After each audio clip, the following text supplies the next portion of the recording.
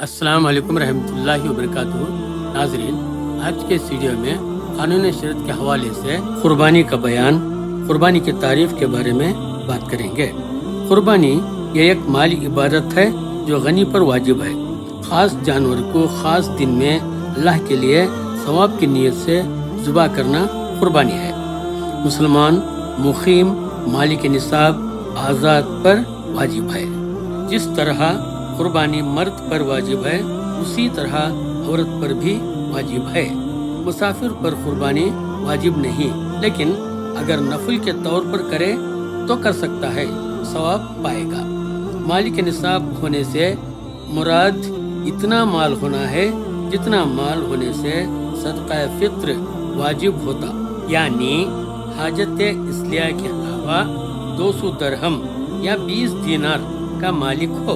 جو شخص 200 درہم یا 20 دینار کا مالک ہو یا حاجت کے سوا کسی ایسی چیز کا مالک ہو جس کی قیمت 200 درہم ہو تو وہ غنی ہے، اس پر قربانی واجب ہے۔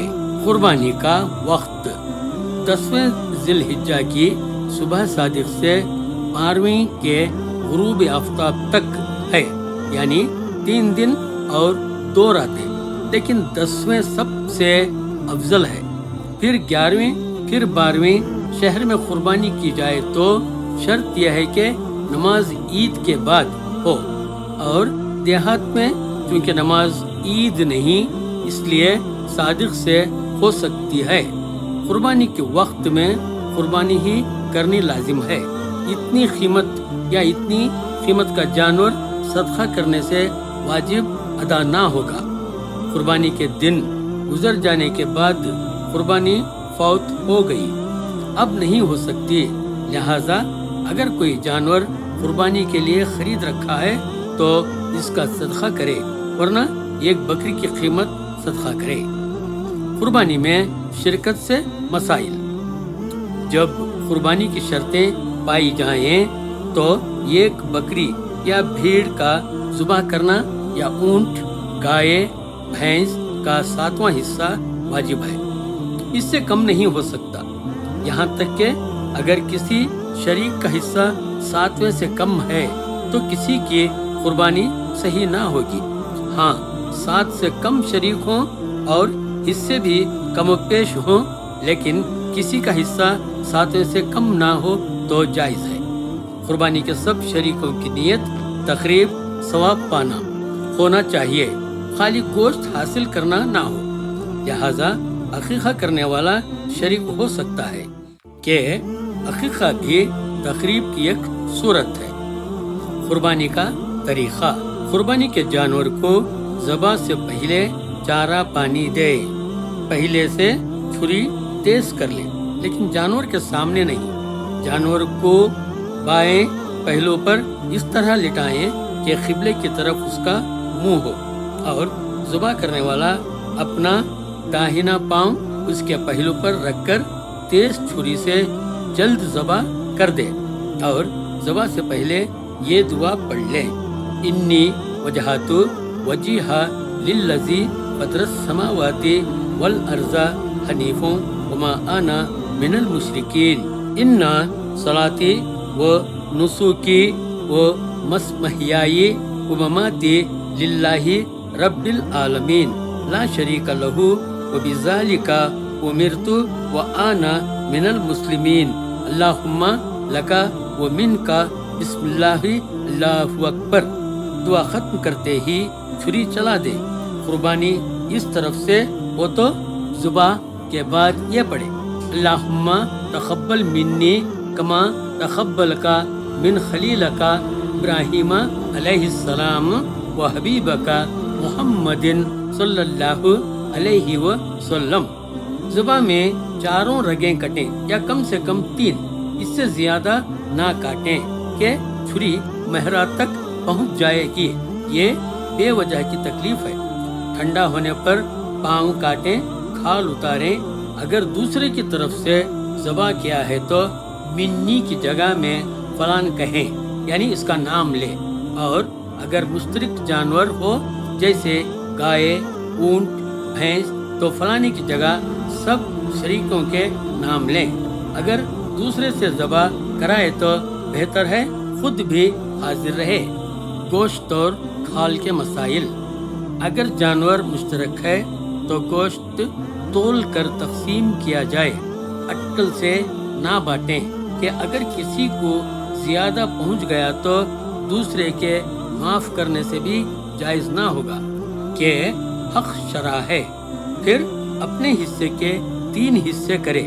ایک حصہ فقیروں کو دیں اور ایک حصہ دوستوں اور عزیزوں کو دیں اور ایک حصہ اپنے گھر والوں کے لیے رکھے. خود بھی کھائے بال بچوں کو بھی کھلائے. اگر گھر والے زیادہ ہوں تو کل گھر کے صرف میں لا سکتا ہے اور کل صدقہ بھی کر سکتا ہے. اگرچہ ایک حصہ اپنے لیے بہتر ہے. اگر میت کی طرف سے قربانی کی تو اس کے گوشت کا بھی یہی حکم ہے. البتہ اگر میت نے کہا تھا کہ میری طرف سے قربانی کر دینا تو اس صورت میں کل گوشت صدقہ کر دے. قربانی اگر میت کی ہے تو اس کا گوشت نہ خود کھا سکتا ہے نہ غنی کو کھلا سکتا ہے بلکہ اس کو صدقہ کر دینا واجب ہے. قربانی کرنے والا بقرعید کے دن سے سب سے پہلے قربانی کا گوشت کھائے. یہ مستحب ہے. قربانی کا گوشت کافر کو نہ دیں. چمڑا، جھول، رسی، ہار سب صدقہ کر دیں. چمڑے کو خود اپنے کام میں بھی لا سکتا ہے.